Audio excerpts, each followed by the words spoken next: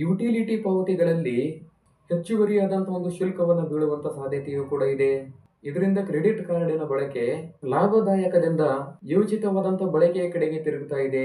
ಆದರೆ ಹೂಡಿಕೆದಾರರು ಮತ್ತು ಈ ಒಂದು ಕ್ರೆಡಿಟ್ ಕಾರ್ಡ್ ಬಳಕೆದಾರರಿಗೆ ನಾನು ಹೇಳುವಂತ ಸಲಹೆಗಳು ಇಲ್ಲಿ ಏನಂದ್ರೆ, ನೀವು ನಿಮ್ಮ ಒಂದು ತಿಂಗಳಿನ ಸ್ಟೇಟ್ಮೆಂಟ್ ಅನ್ನು ಕೂಡ ಪರಿಶೀಲನೆ ಮಾಡ್ಕೋಬೇಕು.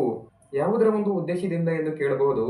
ಅನಗತ್ಯವಾದಂತಹ ಒಂದು ಶುಲ್ಕವನ್ನ ತಪ್ಪಿಸಲಿಕ್ಕೆ ನಿಮ್ಮ ಸ್ಟೇಟ್ಮೆಂಟ್ ಅನ್ನ ಸರಿಯಾಗಿ ಪರಿಶೀಲನೆ ಮಾಡಿಕೊಳ್ಬೇಕು.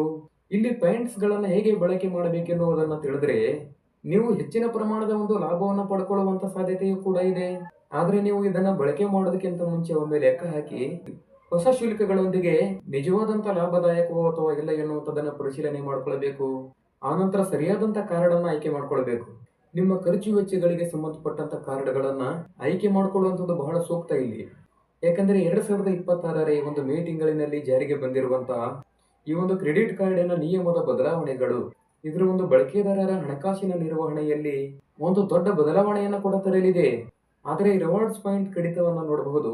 ಇದರ ಒಂದು ಶುಲ್ಕ ಮತ್ತು ಹೊಸ ಚಾರ್ಜ್ಗಳ ನಡುವೆ ಇರುವಂತ ಇದರ ಒಂದು ಕ್ರೆಡಿಟ್ ಕಾರ್ಡ್ ಅನ್ನ ಜಾಣತನದಿಂದ ಬಳಕೆ ಮಾಡುವಂಥದ್ದು ಬಹಳ ಅವಶ್ಯಕತೆ ಇಲ್ಲಿ.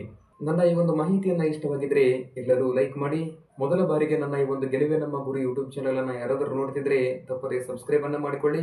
ಮುಂದಿನ ಒಂದು ಮಾಹಿತಿಯಲ್ಲಿ ಮತ್ತೆ ಸಿಗ್ತೀನಿ. ಎಲ್ಲರಿಗೂ ಧನ್ಯವಾದ.